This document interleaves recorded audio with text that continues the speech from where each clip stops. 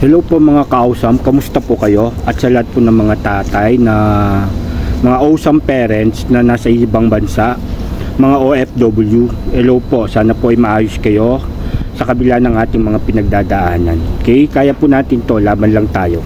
Anyway, 6 na buwan na po kasi ako na-stress sa paghanap ng speech therapy para sa anak ko. So last March kasi nagkaroon siya ng another second assessment.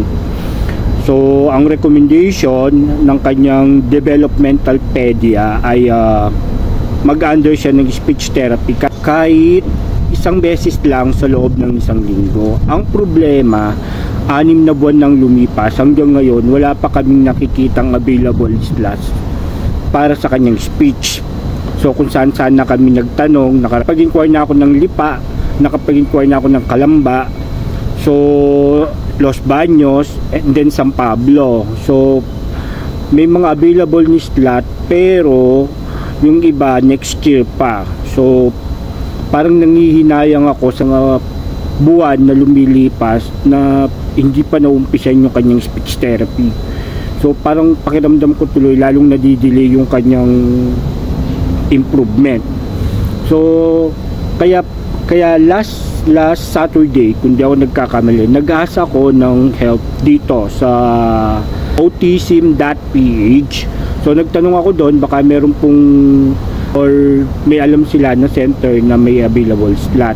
So may mga nag-response naman, isa sa mga nakita ko doon. So mostly doon may nagsabi sa akin Chaong, San Pablo, Calamba. Pero lahat yun ay nakapag-inquire na ako, no? So wala pa nga available ni slot, next year pa. So meron ako nakita, ito ay komento ni Ma'am Rose Gundan. Ewan ko kung tama yung pronunciation ko. Si Ma'am Ann Rose Gundan, maraming salamat po. So nag-inquire ako kasi parang magbubukas pa lang yung kanilang center dito sa San Pablo, pero actually is part na siya ng Alaminos, Laguna, San Benito. So kahapon nga pinuntan ko yung page, nag-inquire ako, so at binigyan nila ako ng QR code kung saan ako pwedeng mag-fill up ng form. So nakapag-fill up na tayo ng form, ayan yung form, nasubmit na natin kahapon, nakapag-fill up na rin tayo kahapon. So ngayon